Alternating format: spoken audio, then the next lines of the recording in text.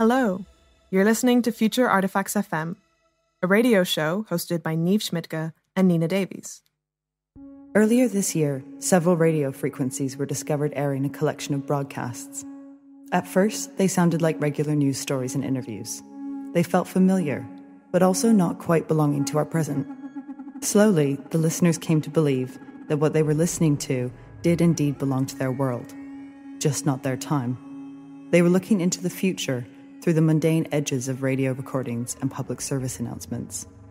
While this material is still being meticulously studied by researchers in various universities and museums, your hosts have managed to gain access to this collection to air a selection of these broadcasts for you, our listeners. For full disclosure, we will not be sharing this collection with you, as this introduction is based on a fictional event. In this monthly broadcast, Future Artifacts FM, we will present speculative fiction pieces by artists and writers, followed by conversation with hosts Neve Schmidtke and Nina Davies. The programme will focus on fictional works intended for broadcast, such as radio plays or fictional interviews, to carve out a better understanding of the now by exploring various interpretations of the future. This programme is kindly supported using public funding by the National Lottery through Arts Council England and the Elephant Trust. Welcome back to Future Artifacts FM. As per usual, I'm your host, Nina Davies. And Neve Schmidtke. Today we have a really exciting guest with us, someone that Nina and I were both really, really excited to invite once we had the prospect of getting funding for this show, Erica Scourti. She is an artist and writer, born in Athens and based in Athens and London.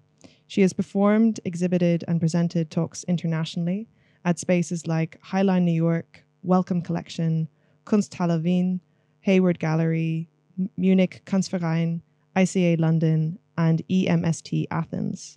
She recently participated in the 7th Athens Biennale in 2021. Her writing has been published in Spells, 21st Century Occult Poetry, Ignota Press, 2018, and Fiction as Method, published in 2017 by Sternberg Press, amongst others. And she was guest editor of the Happy Hypocrite-Silver Bandage journal in 2019. Welcome to the show, Erica. Thank you. Thanks for having me and for inviting me here. Before we start, is there anything else you want to tell us about your practice as it currently is, or about the work that we're going to listen to? Well, we were just talking about what it's called, and I was just going to tell you what the translation was, which is, so it's Nea Oneira, and that means new dreams. And there's a place in Athens called Neos Kosmos, which means new world, and which is always kind of, I mean, it's not that exciting as a place, but I've always liked it as a name. So that's something to bear in mind when you're listening to it, that it's kind of new dreams. And just in terms of my practice, I'm really interested in how like selfhood is constructed and filtered through and understood as like always entangled with collective experience. I often work with my own archives and kind of processing them in different ways and cutting them together, sometimes using found footage as well. And some of that comes up in the piece we're going to listen to. Perfect. Well, the piece is about 12 minutes long, so we'll see you back in 12 minutes.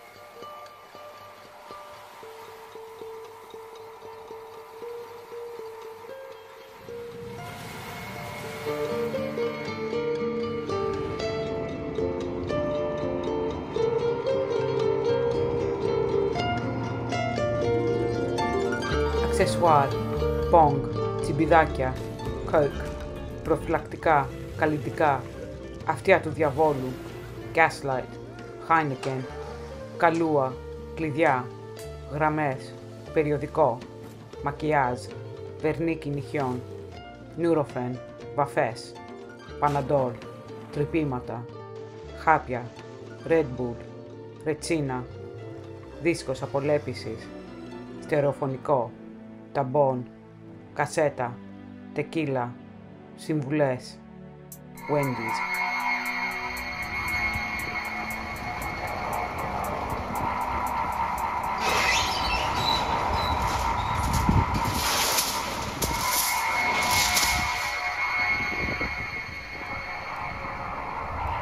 a sense of occasion will accompany each homecoming.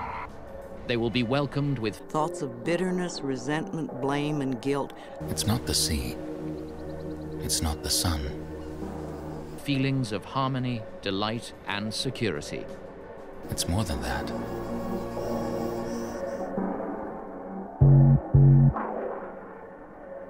Dance?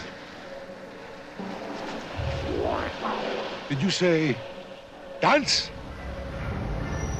Did you say dance?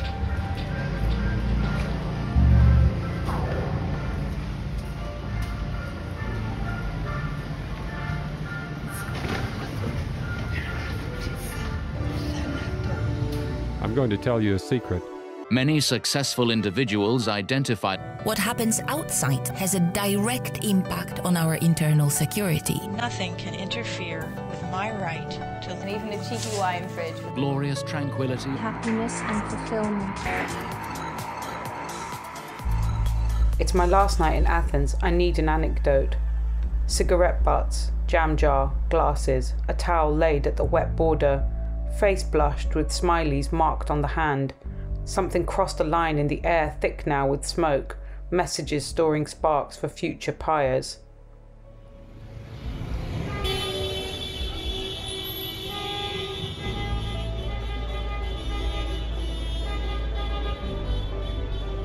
You are a highly programmable being. Collecting intelligence on criminal networks is a state of mind. Being specially chosen and trained staff to ensure your comfort and well-being around the people you love, connecting with nature, around the clock, feeling free. That's Greek summer. So this year, enjoy your drug trafficking, people smuggling, fake documents and identity fraud, stolen vehicles and trafficking in human beings, surveillance airplanes and drones, how to strengthen them to avoid future crises. We analyze risks to understand what is happening and why, so we can make a prognosis about the future era of the virus. Liaison offices, return operations, charter flights, travel documents in very short time frames.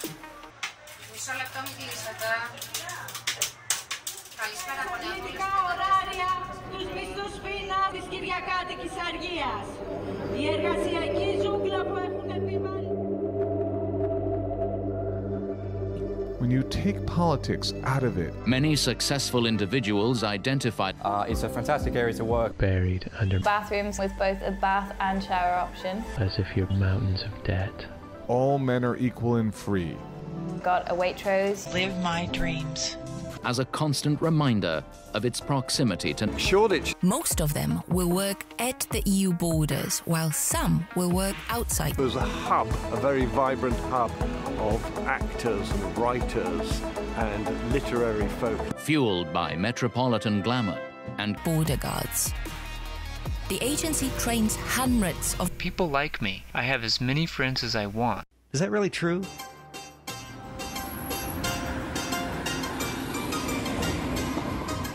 Glass stumbling through the starlight remainders of the night, murmuring sorry for whoever tripped on the rocks, as the dawn will come whether you count the hours thickened with weight, as the hours will pass whether you count him or not, whether the sea pulls in on a rough day like this, saying things from places deep in the present tense. Like when you describe your dreams, it must be in the now, otherwise they won't feel real.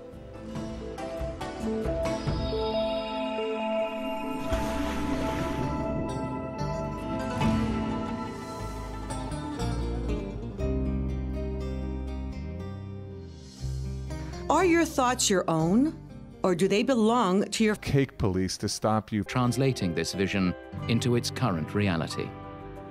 I'm dying before my time. Ensuring the privacy of the residents is not compromised. We build. New challenges call for new solutions. That thought will help you to feel terrible. National authorities facing challenges at their flexibility to provide the product of eons of evolution. Whether you found yourself at the other bus stop, Clapton, no, Greece somewhere, Era Odos, city limits, everything concrete, posts peeling, but holding together. This is not an emergency if you did it yourself. You can't live like this, or you could never leave. A mark on the concrete balcony, blackened by road, holding a white flower up to the asteroid, words beginning with D, she said to my sunglasses, doomed to end up at this furtive mattress, or spend a lifetime out of a bottle shaped like a toilet duck. From the glittering bowl, pull the shoulder strands, clings to the side. Headrests like a cigarette on the yellow tiles. My hair. Where are you? These are her shoes. Clipped under the door. Waiting to be paid. Speeding on the Neptune hot asphalt night. Face bending towards the yellow slope on the horizon. White sunscreen covers and socks left by that rocky peninsula near Alimos.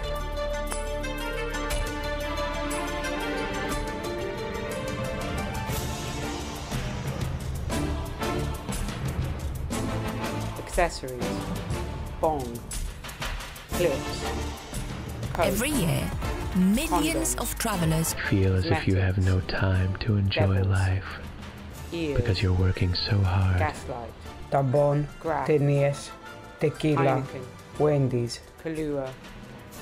The transparent cores allow the park to penetrate the beautiful water features and communal gardens. The perfect setting in which to live, relax, also to make their travel easier, while protecting internal security.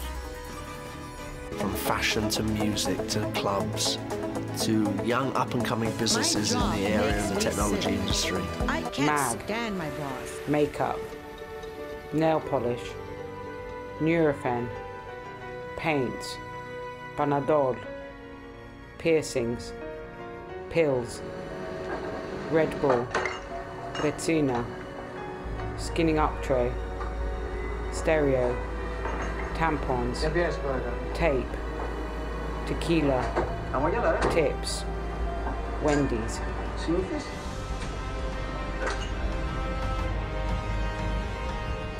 You are sowing the seeds of your own destruction. This ends right now. And what should we do with our freedom? Exclusive and private leisure facilities, which include a 21-meter swimming pool, a top-of-the-range, fully equipped gym, travel documents to make the return process faster. My job makes me sick. I can't stand my boss. My burning desire is freedom.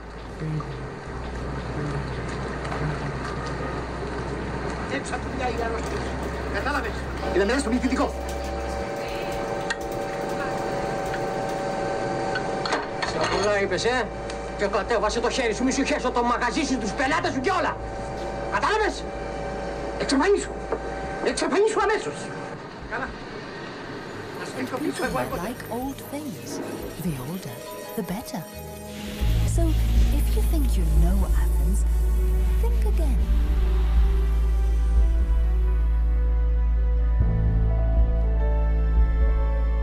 I want to be the stone-cold rock that holds only the courage, you said. Not beliefs to leave this world and fall from the windows wrapped beneath the rate of air conditioning dewing on the people below. Dripping nightside on third-floor windows. Still flashing sex shop, sex shop, sex show, the asphalt over the eyes on your back. Blushing in the corner of the sunken steps. Concrete moved from so many hands, leading to an underground basement. Piles of clothes, under the neon stripe from which you create a defense.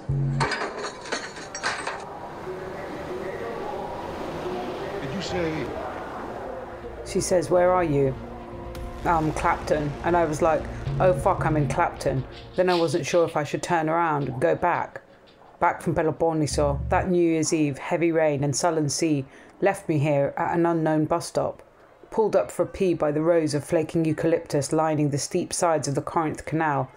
Obligatory photo over the railings. An image so clear, I couldn't be sure if it was a memory. An accurate recall of a faded poster peeling out of the broken shelter, graffitied concrete wall behind, blue pole with Glidaras stickers glimpsed from the windows of the Fiat, going down the Era Odos, or an embodied image of now. Like rubbing a pencil over the texture of the present, no new messages towards the blue line below. and obviously resist the urge to throw. And then she called and says she knew. Well, of course she had guessed. And she's right. That's why. It's why I'm not going back. Well, I can't go back. London. Like the tourists travelling to these other lands. Fueled by metropolitan. Όταν κάνεις σχέδια, οι θεοί γελάνε. When you make plans, the gods laugh. She looks out, hoping to see the sea, or at least a river, since they're far inland. Because water would mean a crossing would be possible. She puts the cigarette out and scans the horizon for signs. Only the neon ones remain. The sex show cinemas, maybe. Definitely the one with archaic font over a nurse's outfit near Ganigos. She says, you have to get back to the start of the river. The Kifisos, find the jump to button, and start again at the mouth. Taste of dust with sun and silence. Ήλιος με σκόνη και σιωπή. Okay, welcome back. I hope you all enjoyed the work. Yeah, no, it was really great to listen to Nea Oneira. And to start, for me, this work, it begins with an assemblage of audio of music, recordings, Greek and English voices. Can you talk a bit about where the different fragments of audio come from and perhaps what was your interest in them? So yeah, most of the fragments I had actually collected a couple of years ago, and I was trying to make something that was to do with property and then also using the sounds of like raves that I used to go to in areas which have now been totally gentrified and built up. And I was kind of thinking about how that would relate to this idea of like branding a place and also authenticity and the kind of selling of dreams. And then having been back in Greece for a couple of years now, and now I'm kind of in between, I've been thinking a lot more about tourism and how that also relies on the same kind of selling of an image and often repeats some of those like extractivist processes of kind of going into a place, removing the good stuff and kind of selling it to people who can afford it, often at the expense of the people who were there first and so on. So that's what the little snippets are taken from London property development ads. So quite often from places where I've either lived or worked.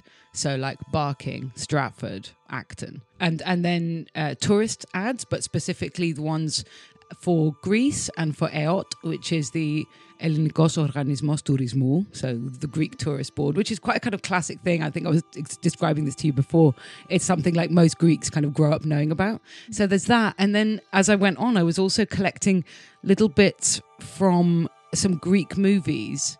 So there's a bit, it's not actually a Greek movie, but it's about a Greek story. So there's a tiny bit from Zorba the Greek. And then there's other little bits of my own footage that I've just filmed when I've been out and about in Athens. So like, I don't know, a truck going by, like taxis. Well, we actually haven't spoken about this before, but the music, there's a very kind of like 80s vibe to some of the music. Oh, like that sort of like swelling feels like this sort of like super Versace idea, which I kind of like link to ideas or maybe like stereotypes of like ancient Greece in the sort of like, I guess in the way that the tourism industry would stereotype that. Yeah, but I think it's also, I mean, yeah, you kind of hit on something there, which is like, I'm really into this, well, I'm not into it, but I'm interested in it, this very like generic music. So a lot of the stuff that's used for things like property ads are royalty free, kind of like stock music. Obviously somebody has to write it, but it's not the same as using somebody's track, which you then have to pay royalties for. And there's a similarity there with the music that is produced for the tourist ads, except those are much more, they've got this kind of climaxing and kind of, like heroic qualities, which some of the property ads do have, because you've got the height and sometimes it kind of cuts to these like towering images and the sound to go with it.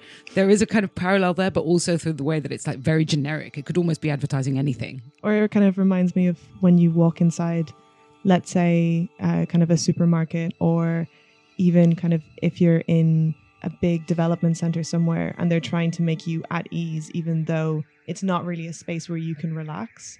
Yeah, I mean, it's elevator music. Yeah. That is exactly what you're describing. And this is kind of like a slightly amped up version of elevator music. Because it feels like the beginning, this kind of the string intro into the piece is quite calming. And then as it goes on and the music builds and you have these kind of sections of rave music coming in and out. And then there's this section that it almost sounds like the intro to Pirates of the Caribbean. Like Hollywood drama or something. I'm not really sure. It pulls you in a way where it's like, almost trying to be gentle with you and then kind of snapping you back into reality. Yeah, that's what I was kind of trying to do, this like movement where it's like, yeah, this narrative, this kind of grand heroic narrative keeps trying to kind of assert itself, and then some other part of life is kind of pushing back against it, either like people shouting or like somebody being at work, you know, like at a call center for the taxi, the 24-hour like radio taxi, or you know, other sounds. And then the kind of, I was trying to also blend in not so much the beats. At some points you hear it with the drum and bass, but more the kind of intro sections to it, which is this like often this kind of rumbling, almost like preparing for something. So trying to mix that in just to kind of temper this vision in some way. Yeah, I guess the tension of it, kind of what is going to happen. Yeah, exactly, which is what I find really interesting, like the kind of build up to the track. It's like, oh, what's this going to be? You know, anticipation. Yeah. I guess that brings on to like another question or another theme in the piece that we spoke about before, but you've kind of touched on with these kind of different snippets of audio as well, is that kind of authenticity feels quite fluid. Kind of we're unsure in terms of what parts of audio are, I guess, maybe your own recordings, what's from advertisements, and kind of as well as you described, the name of the piece is called A New Dream or New Dream. Kind of why did you choose to blur that line between kind of reality in a way, or kind of what's your interest in why that reality might seem murky? I guess for me, you know, reality isn't made up of just kind of what you have recorded or experienced yourself. You kind of can't separate it from all the stuff that you've read and listened to, and the stories that you've absorbed from others and from growing up and from TV and from music. So, you know, even from books, like even language is kind of secondhand in some sense.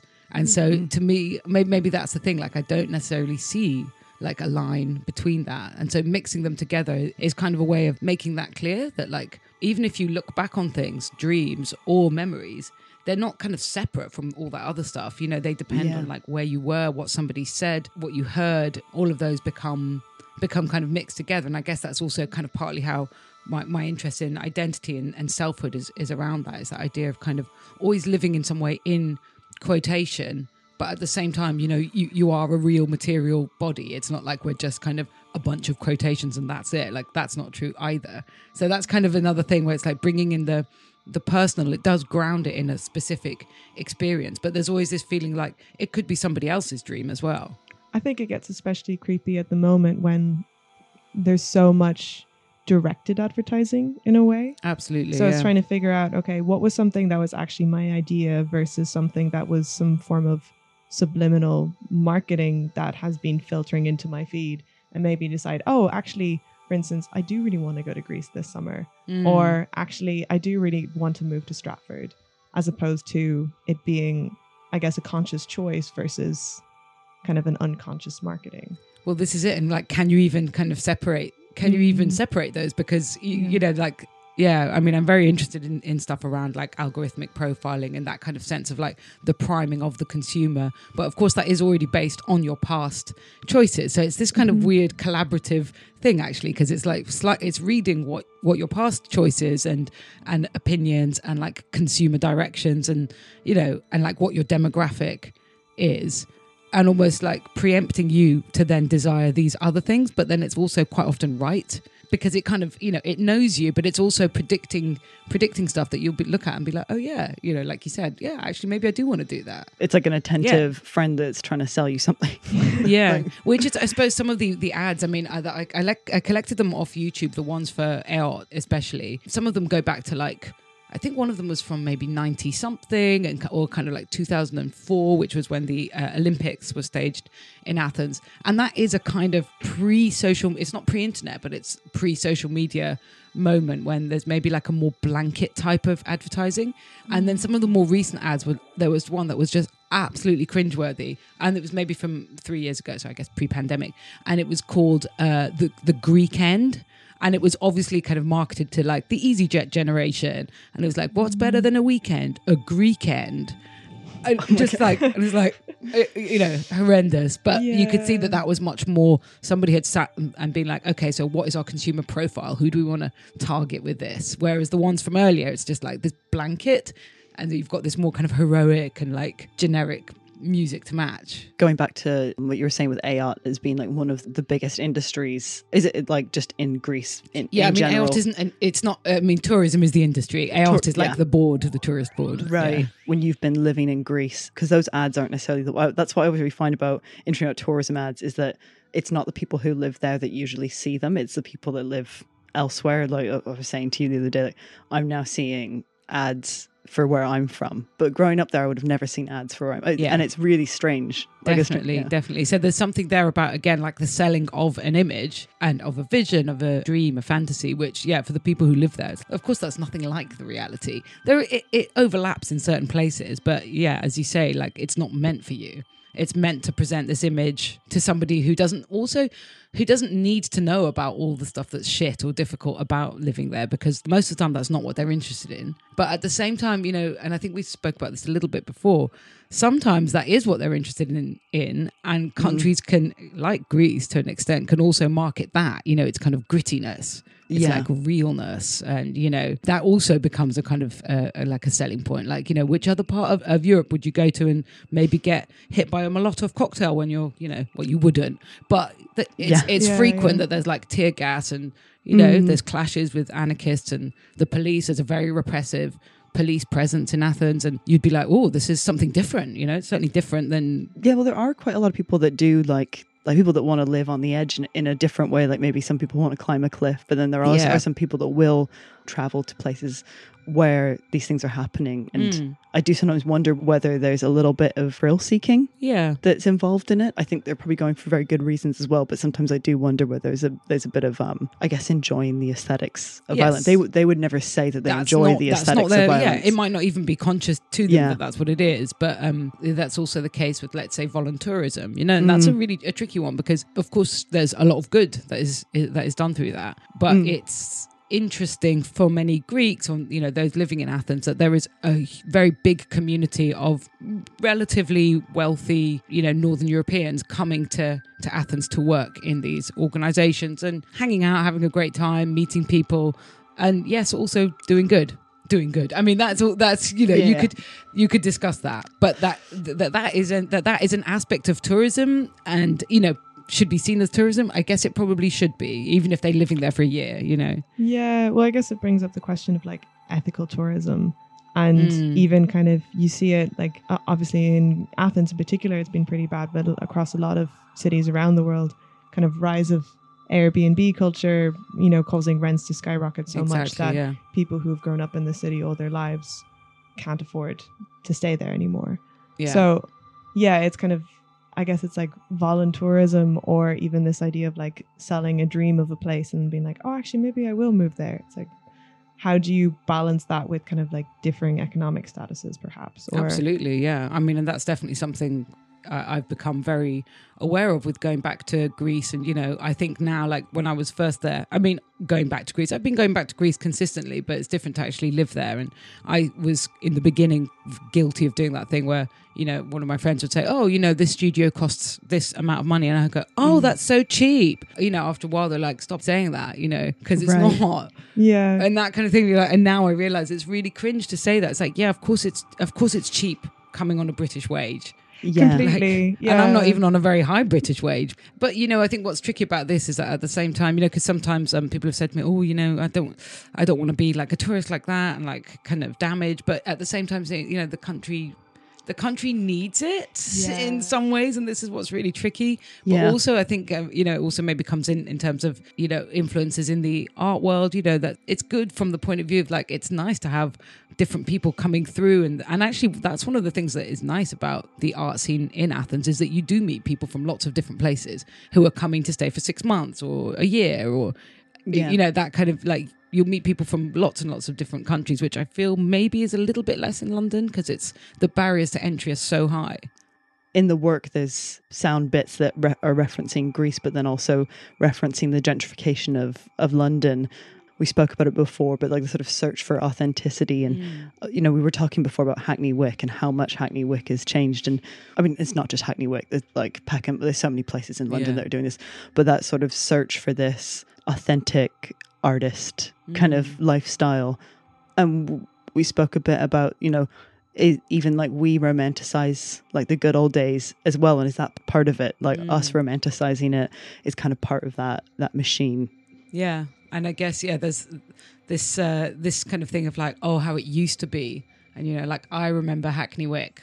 Yeah, how it was back then. Oh, before there was this and before there was that. It's like part of the myth. Yeah, it's part of the myth. I guess part of the myth is this thing of being the first to kind of discover it, and obviously that's got a lot of problematic colonial undertones as well, with this idea of like going to the undiscovered land, which is like, actually, would you mean undiscovered? There's people live here. Yeah, people have been living there for centuries and so on. So you know, it's part of this kind of logic which still persists in the Western imaginary of like, oh, to go to the untrodden beach, you know, the unbeaten. You know, to get off the beaten track and like to go to to find the place where somebody else hasn't been there before, and like what's that about? You know, it is also about kind of maybe trying to claim a sense of like uniqueness or like an experience that isn't just somebody else's. You know, going back to this you know, kind of what I was saying to begin with, like this kind of desire to. Or like maybe to have an experience which isn't just the same as everybody else's experience, isn't just the same as the story that everybody else has just put on Instagram and that everybody, you know, everybody could experience by going to Greece. Like wanting something that's a little bit beyond that. And I think it's like that, the search for that little beyond is, you know, it's also a big part of consumerism. It's like this, the thing that is going to actually take you to that other place, but obviously nothing does. And hence you keep kind of trying to get there, and you know, maybe that other place doesn't actually exist, but it functions as a fantasy which like keeps a lot of things going. Yeah, well, it's making me think about just that. It's that thing that you can't quite describe, so you're never going to quite find it really. And that's the idea. It's like, come to Greece, find the, you know, authentic taverna. Yeah. It's like, but what if every single tourist who's coming to Greece that summer is looking for that? Yeah. You know, odds are you're not going to be anywhere where you're not going to hear languages that are not going to hear English, for example. Yeah. You know, it's sort of it's kind of relying on that basis of how much it's unknown in a way.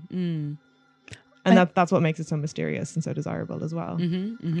Yeah, I also, I mean, we've actually heard like two versions of this work. So I kind of wanted to, even though it's not present in the work that you've just listened to as the listener, and I wanted to maybe just kind of talk about that a bit, because you have a sort of like tourism industry that sort of doesn't really rely on a place necessarily. It's about a desire, and it's about kind of, I guess it's sort of, would you say it's a simulation? Like you kind of are experiencing people's dreams. Yeah. And it's this whole industry. Maybe you could just explain it a bit, because I think it's really interesting. Which bit exactly? The idea of it being a simulation? Like sort of like the dreamscape, and sort of this idea of like a body mind worker. Oh yes. Yeah. Because so to begin with, I had kind of, and it has remained in this piece, but almost like in the background. So I had this idea of like a dream worker who would be this kind of, or like a dreamfluencer, who would be this kind of body mind worker in some way connected to these like dream industries. And maybe it would function in a way that, you know, you would be able to literally dream somebody else's dream. But instead of this happening through an obviously technological interface, it would happen through the kind of body minds of these actual, you know, of these humans.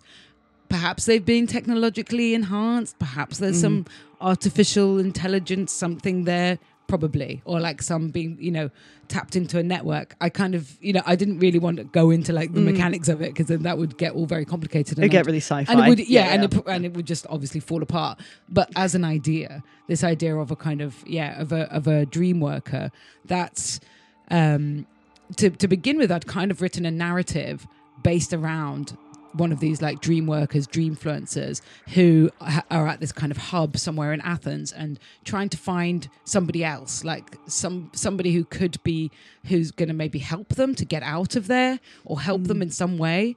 But I removed the narrative of this and kind of tried to leave almost like throughout you hear the snippets, which are my voice, and it's as if this person, this kind of protagonist is talking.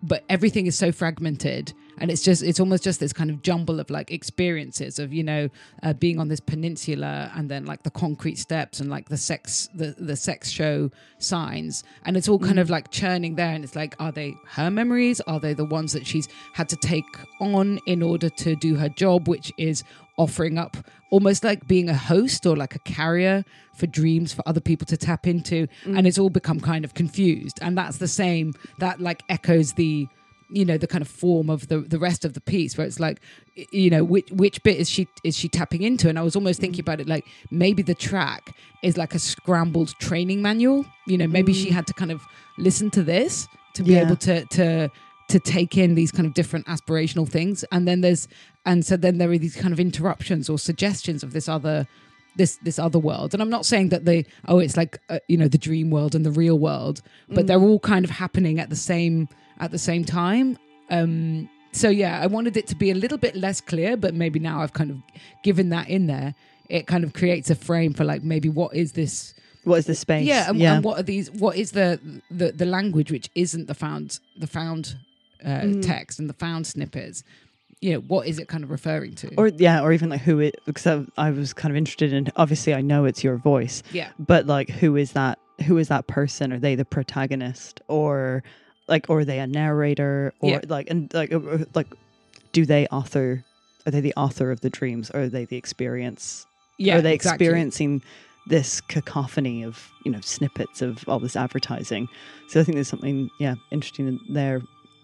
Yeah, I think also when you think about it as a dream worker who's maybe trying to escape in a way, it's like, how do they disguise that almost to like not being so blatant that someone would just take off or kind of stop or remove themselves from this kind of shared experience and leave, but subliminal enough in the same way as perhaps this kind of targeted advertising that you create a subconscious thing of, oh, actually, maybe I am taking advantage of someone. Maybe they don't want to do this. You know, how does that work? Interesting. Yeah. But also, I mean, it's funny because the idea of the subliminal, you know, obviously this idea of like subliminal advertising and we're being programmed. It's a bit kind of crude. It's this idea of like the consumer being this kind of passive, like just like being fed by the media. But I was also thinking about this idea of like the subliminal, maybe with this track, that actually the bits which are kind of like the bit where you hear somebody shouting, that's he's having an argument with the boss when there's the very loud like Greek bits, and the bit where it's like, I hate my boss. So there's this kind of maybe there's this suggestion that the training manual or something has been there's been some sabotage, like some other bits have come in there that are like, you know, where it's like blah blah blah blah blah, that thought will make you feel terrible, and it's kind of like, and you know, suggesting these other things which are maybe getting the dream worker to think differently, but they don't realize. And then it's like, who is giving those messages? Is there like an outside narrator? Is there an outside person? And that's maybe who the she, where she keeps saying she's saying this, and you know, towards the end, she seems to appear. Or I'm wondering, like, is there a protest happening within this somewhere as well? Exactly. Yeah. Because I mean, there is a little bit taken from a protest in Athens. That, you know, just a little bit. You hear somebody saying something like the Kyriakatika Oraria, which is like the Sunday timetable. You know, the Sunday work hours, which are under threat. You know, which have been protected for a very, very long time in Greece. So that's kind of tied in there, but also, you know, obviously for somebody listening to it who doesn't speak Greek, the bits with the taxi driver, you know, like service industry. So you've got like the taxi rank operator, who's that's the one that goes, that's where you hear going, kind of going "Pupa there," and you then hear like, you know, and she's kind of asking, "Where are you going?" But of course, somebody listening to that who doesn't know Greek. I was kind of also wanted to play with that sense of like, just as when you go somewhere and you don't speak the language, there's a lot you don't get, and it's going on, you know, it's going on all around you, but you don't get it, so you're not paying attention. Well, it's kind of making me think.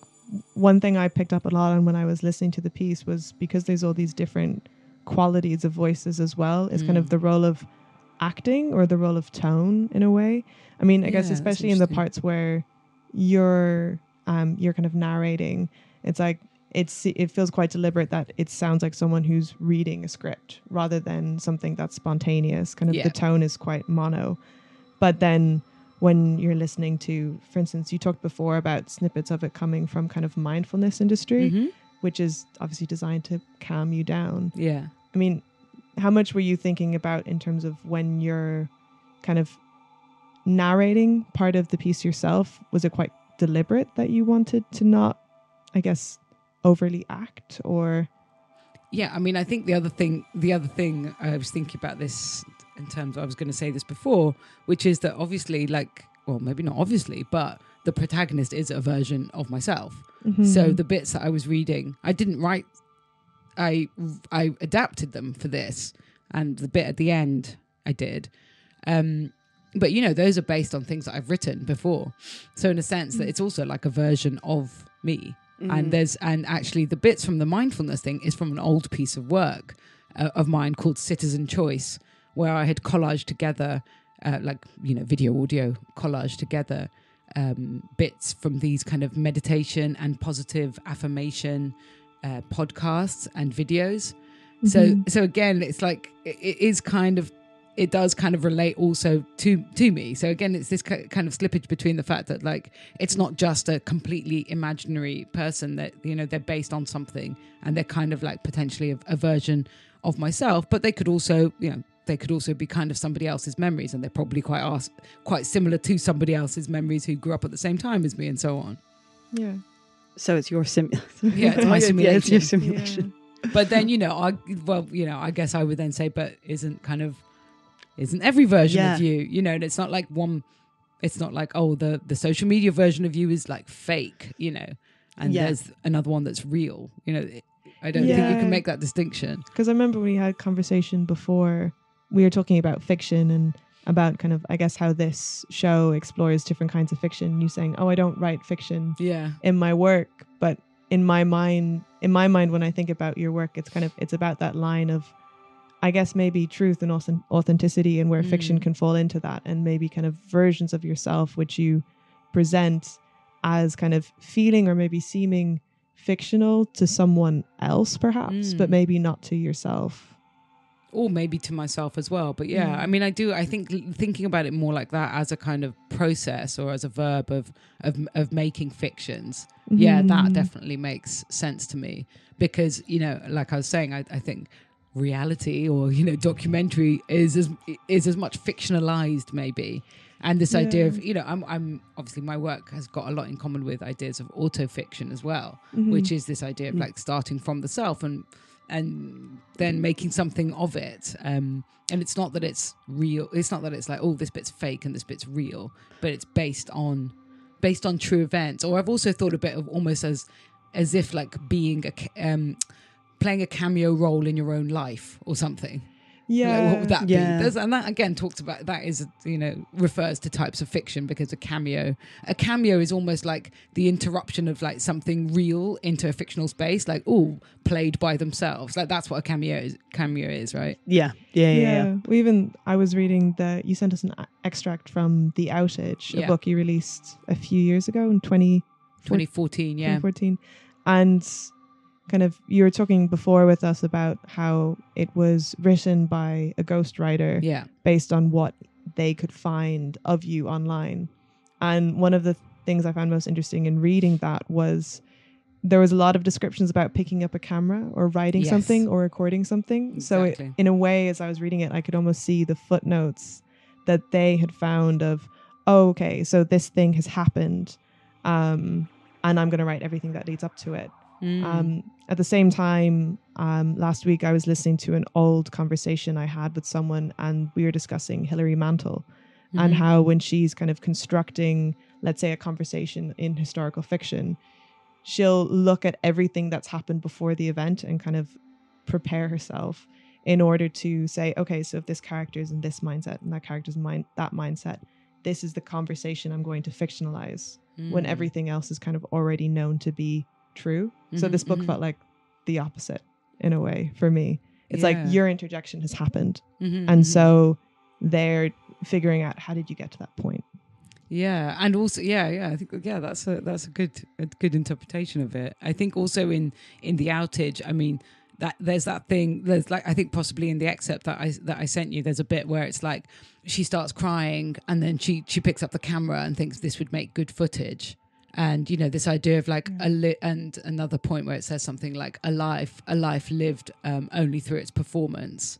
And in a sense, in the outage, there's this idea that somehow maybe the avatar or this some version of the protagonist has kind of maybe escaped in some way, or is like just living on, or has maybe awoken out of some kind of slumber, whether it's like a technological slumber or or like a spiritual one is uncertain. But there's a sense that they're, are they separate? Are they the same thing? But there's always a sense of like always being within mediation, always kind of thinking like, oh, this could be a story, which of course is part of the way that we begin to experience ourselves through social media and so on. It's like, oh, this could be a tweet, or I better save this, like this would make a good anecdote, or like, oh, when should I put that post up? And so there's that thing of like always thinking about how is this going to look in its mediation? How is this going to look, to the gaze of others, you know? Yeah, because there's even a section in the piece that we listened to today that says, "Oh, it's my final night in Athens, and I'm still waiting for my anecdote." Yeah.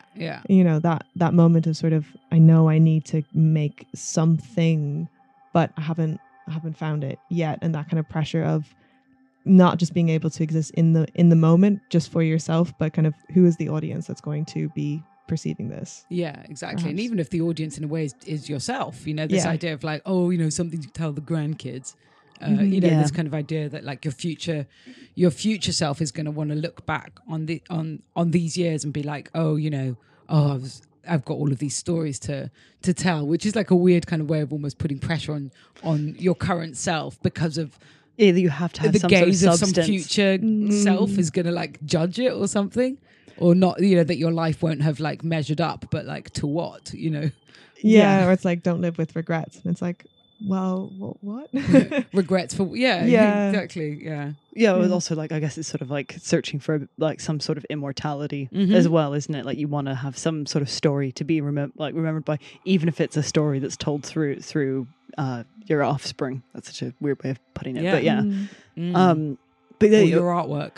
Yeah, or your artwork. One of the things we were talking about before, this kind of made me think about it, with also talking about like immortality and like kids coming in here somewhere, was this idea of cruel optimism that I had mentioned before, like Lauren Berlant's idea that the investment in certain hopes and dreams can end up having, you know, it can be a relation of cruel optimism, because there's hope in something, but the reality while you're living it in the present is not a good one, you know.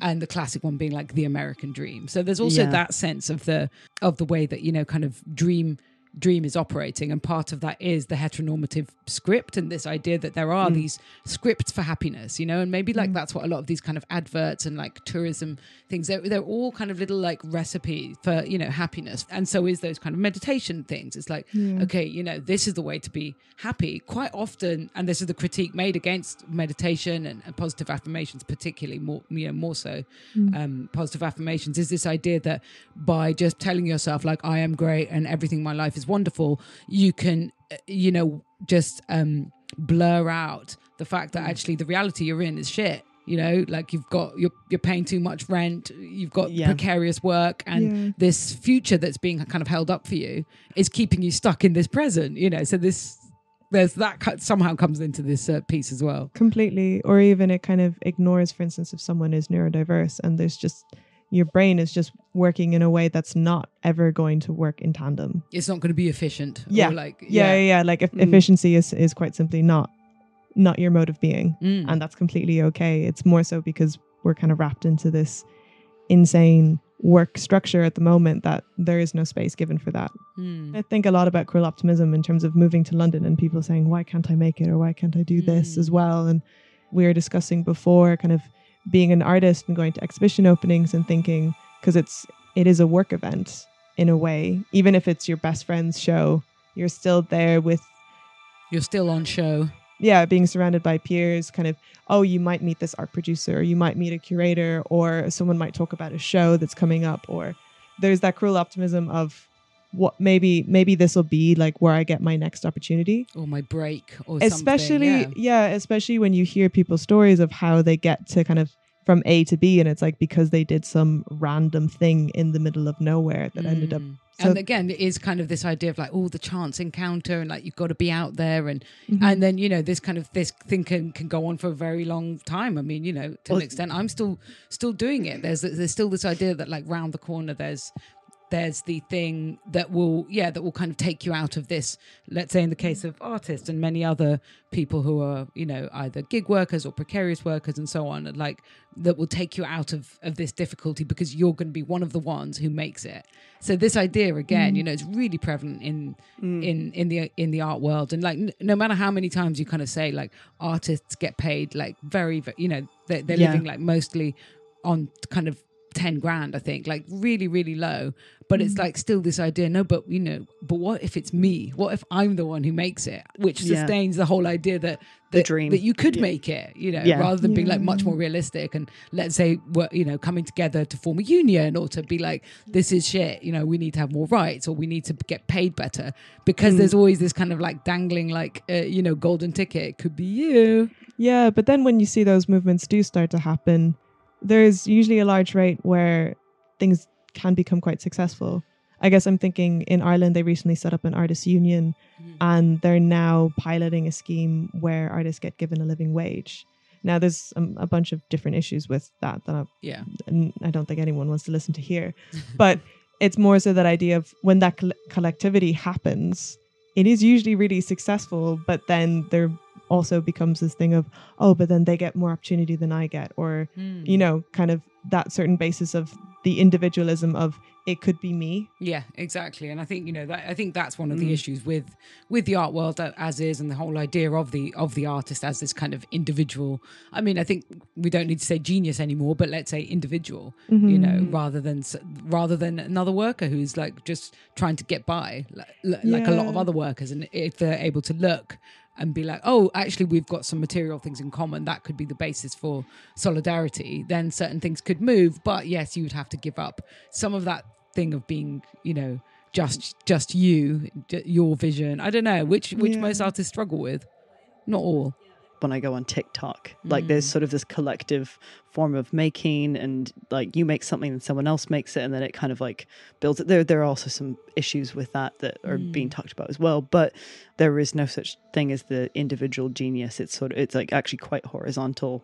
Like the success of something is more horizontal than it is vertical. If that like it's not one person that shoots up to the top.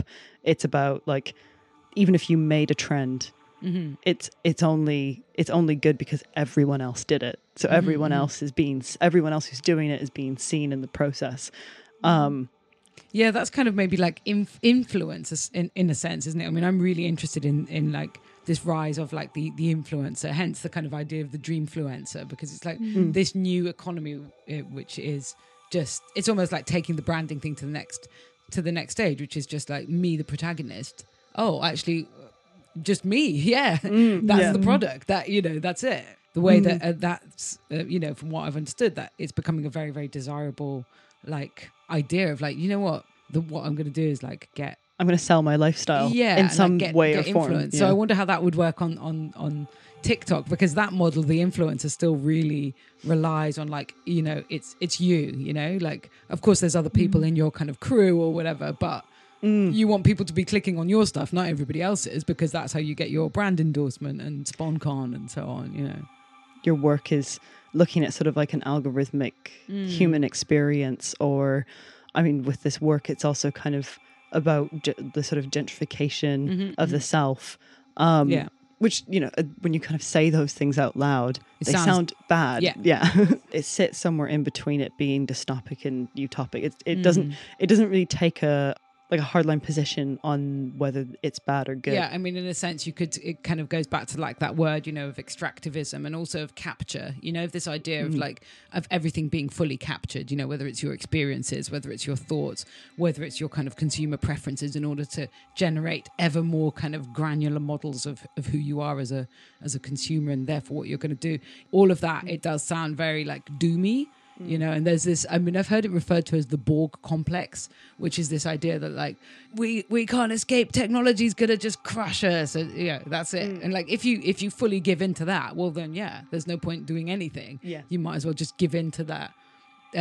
So I think that's the kind of, I still want to retain a sense of like, no, there is refusal against capture, and not everything is totally like, of course it's co-optable, but you know, to just be like, well, everything can be co-opted and commodified, therefore, well, I might just leave that. And then like in that case, you know, kind of like, oh, there's no kind of point to politics, or like all money's dirty, so it doesn't matter if I take money from there or from there, it's all money. It's like that, you know, that's where I wouldn't go. Like I think there is always a space of action, you know. It might change, and you know, maybe you look at it differently at different times in your life, but like otherwise it's just kind of full cynicism.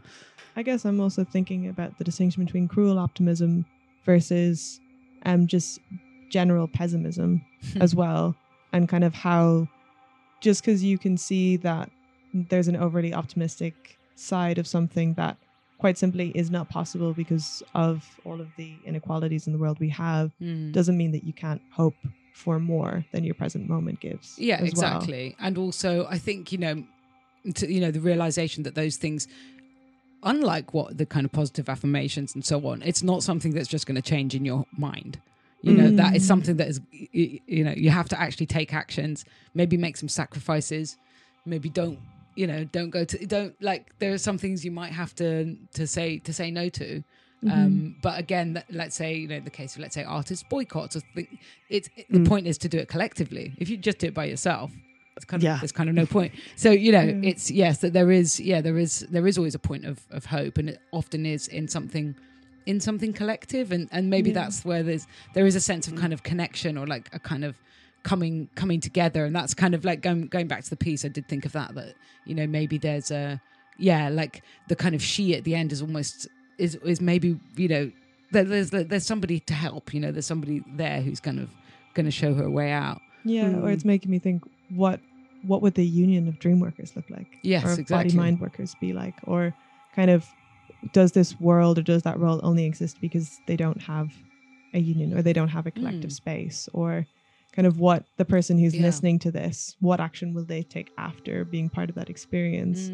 You know, kind of what kind of collectivity or I guess care will come from it. Perhaps. And like how will they, you know, will they kind of realize like, oh, actually I've been exploited, or like, you know, I'm being, you know, this isn't fair, or something like that. Is there like a kind of moment of coming to realization? But I thought one other thing, you know, on the topic of kind of dystopia, utopia, like as we discussed before as well, that a lot of the kind of bad, like the negative things are already here, you know, they're already in this world. So we don't need to wait for it to get any worse, or like imagine something worse. You know, we can just look at the world we're in right now.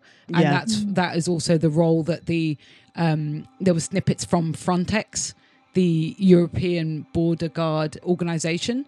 And so there's also snippets from their adverts. And, you know, what they do is, you know, according to them, is protect Europe. But, you know, what they do is push away like desperate people who are seeking safety and a better life. Now, that's actually what they do. Far away from all of us. We don't have to see it. But, you know, and there's also this, that is the kind of that dystopia is here and now. And, you know, there's this sense in which it also, how is it linked to these other dreams? It's like, it's the other side of it. And like all of these people who have to be left out in order for these kind of dreams to exist and persist, you know.